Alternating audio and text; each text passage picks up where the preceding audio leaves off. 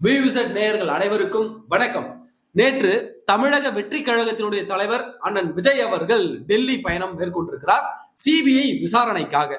அவர் டெல்லிக்கு போனதுல இருந்தே இப்ப வரைக்கும் நியூஸ் போட ஆரம்பிச்சிட்டானுங்க. விஜய் அவர்களுக்கு எதிர்கட்சி தலைவர் பதவி தருகிறோம் அப்படின்னு சொல்லி பாஜக சிபிஐ வைத்து மிரட்டி கொண்டிருக்கிறது டெல்லியில அப்படின்னு சொல்லிட்டு இன்னைக்கு ஒரு நியூஸ் சேனல் செய்தி போட்டிருக்கிறான். என்னன்னா இவ்வளவு தரம் தாழ்ந்து இறங்கிட்டானுங்களே இந்த நியூஸ் சேனலு. இந்த செய்தியை போட சொன்னவன் யார், போட்டவன் யார், இந்த வதந்தியை கிளப்பி விட்டவன் யார்? விஜய் அவர்கள் இங்க இருந்தே டெல்லிக்கு பயணம் புறப்படும் பொழுது இங்க இருந்தே அந்த வதந்தியை கிளப்பி விட்டவன் யாரு, அவதூறு பரப்பி விட்டவன் யாரு அப்படின்னு இறங்கி விசாரிக்கும் போதுதான் பல தகவல்கள் நமக்கு கிடைச்சிருக்கிறது. அதை பற்றி தான் இந்த காணொலியில விரிவாக நாம பார்க்க போகிறோம். இது வரைக்கும் நம்முடைய இந்த சேனலை, புதிய சேனலை சப்ஸ்கிரைப் பண்ணாம இருந்திருந்தா மறக்காம சப்ஸ்கிரைப் பண்ணிடுங்க. அப்படியே பக்கத்துல இருக்க அந்த பெல் சிம்பலையும் கிளிக் பண்ணிட்டீங்கன்னா நாம போடக்கூடிய வீடியோக்கள் உடனடியாக உங்களை வந்து சேரும். விஜய் அவர்கள் நேத்து கிளம்பிட்டாரு சிபிஐ விசாரணைக்கு. இவர் நேத்து கிளம்புனதுல இருந்து இங்க திமுகவினரும் இங்க திமுகவினுடைய எலும்பு துண்டுகளை பொறுக்கக்கூடிய அந்த ஊடகங்களும் ஆரம்பிச்சிட்டாங்க, ஸ்டார்ட் பண்ணிட்டாங்க.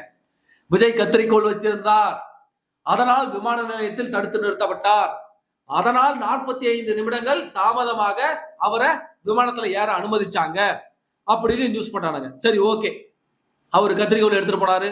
ஏதாவது ஸ்நாக்ஸை கட் பண்றதுக்காக இருக்கலாம், அல்லது தாடி மீச முடி ஏதாவது ட்ரிம் பண்றதுக்காக கூட இருக்கலாம். சரி, கத்திரிக்கோள் வச்சிருந்தாரு, அதோட ஓகே. அதனுடன் சேர்ந்து அவரை கொச்சைப்படுத்த வேண்டும் என்பதற்காகவே இந்த திமுகவினுடைய ஊடகம் இன்னொரு செய்தியையும் போடுகிறது. என்ன தெரியுமா? விஸ்கி வச்சிருந்தாரு ஆதவ் அர்ஜுனா. எப்படி? உயர் ரக விஸ்கிய ஆதவ் அர்ஜுனா வச்சிருந்தாரு, அதனால் தடுத்து நிறுத்தப்பட்டார். அதனால் தடுத்து நிறுத்தப்பட்டு அந்த விஸ்கி பாட்டில்கள் பறிமுதல் செய்யப்பட்ட பிறகுதான் அவர்களை உள்ள அனுமதிச்சாங்க. அது வரைக்கும் இவர்களை உள்ள விமான நிலையத்துக்குள்ள அனுமதிக்கல அப்படின்னு சொல்லிட்டு இன்னொரு செய்தியை கூட பரப்பினான். யூஸ்வலா விமானத்திலேயே சில விமானங்கள் வந்து சரக்குகள்லாம் கொடுக்குற பழக்கங்கள்லாம் இருக்குது. அது மட்டும் இல்லாம வெளிநாடுகள்ல இருந்து நம்முடைய உறவினர்கள்லாம் வந்தாங்கன்னாக்கா அங்கிருந்து கூடவே குழந்தைய வாங்கிட்டு வருவாங்க, குழந்தைய தூக்கிட்டு வருவாங்க. அதெல்லாம் நம்ம நிறைய பேருக்கு தெரியும். அப்பெல்லாம் யாரும் பறிமுதல்லாம் பண்ணல. இப்ப ஆதவ் அர்ஜுனா எடுத்துட்டு போறதை மட்டும்தான் அவர்கள் பறிமுதல் பண்றாங்களா, அது மட்டும் செய்தியா வெளியில பரவுதான். தெரியுதா? இந்த திமுக காரன் எவ்வளவு நேக்கா அந்த டெல்லி பயணத்தை கொச்சப்படுத்தணுன்றதுக்காக இவனுங்க எவ்வளவு நேக்கா திசை திருப்புறானுன்னு இப்ப தெரியுதா?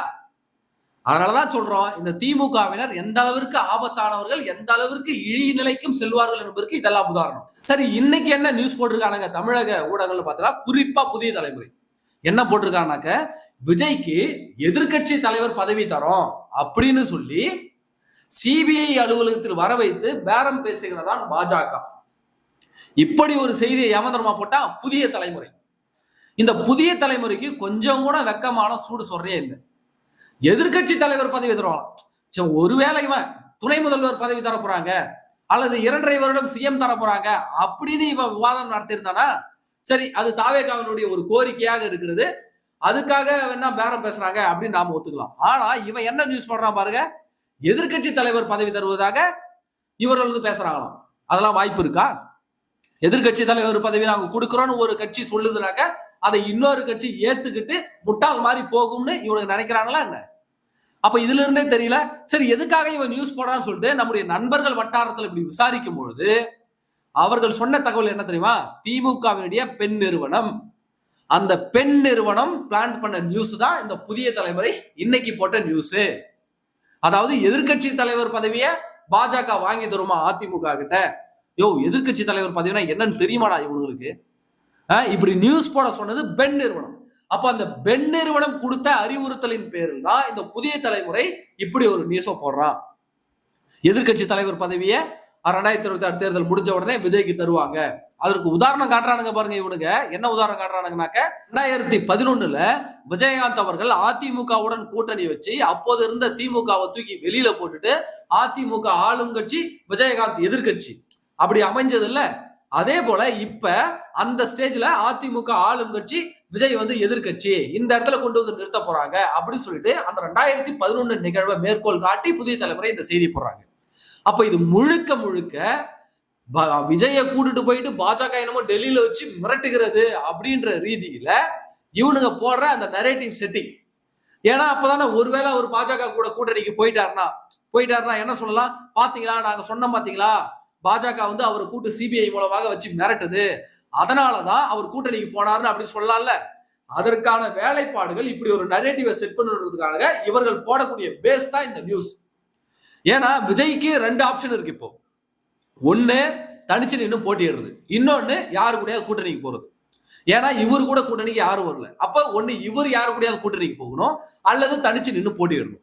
அப்ப திமுக தான் என்னுடைய பிரதான எதிரி, என்னுடைய தனிப்பட்ட வாழ்க்கை முதற்கொண்டு திமுக தான் என்னை கொச்சைப்படுத்தியது. அப்ப திமுகவை வீழ்த்துவதுதான் என் முதல் இலக்கு. அப்புறமா நான் மத்த எதிரியை பார்த்துக்கிறேன்னு கூட விஜய் முடிவெடுத்து அவர் அதிமுக தலைமையிலான கூட்டணிக்கு போவதற்கான வாய்ப்பு இருக்கு. இப்படி இருக்கும் பொழுதுதான் அப்படி நடந்துவிடக் கூடாது என்பதற்காக அப்படியே அவர் அதிமுக கூட்டணிக்கு போனா கூட பாஜக மிரட்டினால்தான் போனாருன்ற ஒரு பிம்பத்தை கட்டமைக்க வேண்டும் என்பதற்காக இன்றைக்கு திட்டமிட்டு திமுக நடத்தக்கூடிய நாடகம் தான் இந்த நாடகம். அப்படியே பாருங்க, சிபிஐ கூட்டு போயிட்டு அங்க டெல்லியில வச்சு மிரட்டுறாங்க. விஜய் என்ன குழந்தையா என்ன, பால் கூட குடிக்க தெரியாத குழந்தையா என்ன விஜயை கூட்டு வந்து மிரட்டுறதுக்கு? விஜய் மிரட்டுவது இருக்கு, அவரை கூட்டணிக்கு வர வைப்பது இருக்கு. நாங்க திமுகவில் இருக்கக்கூடிய கூட்டணி கட்சியிலே மிரட்டுவோமே, திமுக கூட்டணிக்கு போவாதுன்னு. திமுக கூட்டணியில் இருக்கலாம் யோக்கியமானா, எவன் மீது கரை படியாத கரங்களுக்கு சொந்தக்காரனா? திமுக இருக்க அத்தனை அமைச்சரும் ஊழல்வாதிகள் தான். ஏன் டாஸ்மாக் வழக்கை எடுத்து தீவிரமாக விசாரிச்சா உதயநிதியே மாட்டுவாரு. மிரட்டும்னா திமுக தலைமையே மிரட்டிட்டு போக போகுது பாஜக. உதயநிதியே தூக்கி உள்ள வைக்க போகுது. டெல்லி முதல்வர் அரவிந்த் கெஜ்ரிவாலை தூக்கி உள்ள வைக்க முடிஞ்ச வெயிலுக்கு இங்க உதயநிதி தூக்கி உள்ள வைக்க முடியாதா? அப்ப விஜய் மிரட்டுறதுக்கு விஜய் மிரட்டுறாருனாக்கா அப்ப திமுக தலைவரையும் மிரட்ட முடியுமே, ஏன் செய்யல பாஜக? அப்போ இந்த விசாரணை என்பது ஒரு வழக்கமான விசாரணை தான். சிபிஐ 2 முறை விசாரணை நடத்துச்சு. இப்போ அந்த சிசிடிவி ஃபுட்டேஜ்களை வச்சு இன்னைக்கு விசாரணை நடத்துகிறது. இது சிபிஐ நடத்தக்கூடிய வழக்கமான விசாரணை தான். என்ன தேர்தல் டைம்ன்றதால 2ம் அப்படியே பேரலா டிராவல் ஆகிறதால இந்த விமர்சனங்கள்லாம் வருது. அப்போ விஜயை பாஜகவோ அதிமுகவோ சிபிஐ வைத்து மிரட்டுவதற்கு எந்த விதமான அவசியமும் இல்லை. விஜய்க்கு 2 ஆப்ஷன், ஒண்ணு தனிச்சு நின்று போட்டியிடணும், அல்லது அதிமுக தலைமையிலான கூட்டணியில இணைஞ்சு போட்டியிடணும். அவ்வளவுதான். இந்த 2 முடிவுல அவர் ஏதாவது ஒரு முடிவை எடுப்பாரு. உடனே பாஜக சிபிஐ வச்சு மிரட்டுது, அதனாலதான் அவர் கூட்டணிக்கு பேசுறாரு, கூட்டணிக்காக மிரட்டுறாங்க அப்படின்னு இவர்கள் செய்தி போடுவது என்பது திமுகவினுடைய நரேட்டிவ் செட்டிங் என்பதை நீங்கள் இந்த மக்கள் புரிந்து கொள்ள வேண்டும். யாரையும் மிரட்டிலாம் கூட்டணிக்குள்ள வர வைக்க முடியாது. இவங்க காங்கிரஸ் திமுகவா என்ன?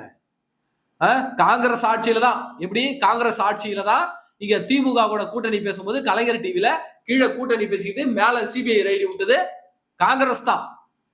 அன்னைக்கு அடிபடிஞ்சு போயிட்டு 63 நாயன்மார்களை தரோம்னு சொல்லிட்டு 63 சீட்டை வாரி கொடுத்தது கருணாநிதி தான். அப்போ சிபிஐ வச்சு மிரட்டுறது காங்கிரஸ், அந்த மிரட்டலுக்கு பயந்தது திமுக. அப்படியெல்லாம் எந்த ஒரு மிரட்டலும் இங்க இல்லை என்பதை இந்த தமிழ்நாடு மக்கள் புரிந்து கொள்ள வேண்டும். விஜய் அவர்களை கூப்பிட்டு விசாரிக்கக்கூடிய இந்த வழக்கு என்பது சாதாரண சிபிஐ வழக்கு தான். கரெக்டான சரியான கால அளவுல சம்மன் கரெக்டா அனுப்பி கூப்பிட்டு விசாரிச்சுட்டு இருக்காங்க, அவ்வளவுதான். இத உண்மை வெளிவரும் போது பல திடுக்கிடும் தகவல்களும் வெளிவரும். சிபிஐ விசாரணை முடியும் பொழுது அது மட்டும் எங்களால உறுதியா சொல்ல முடியும்.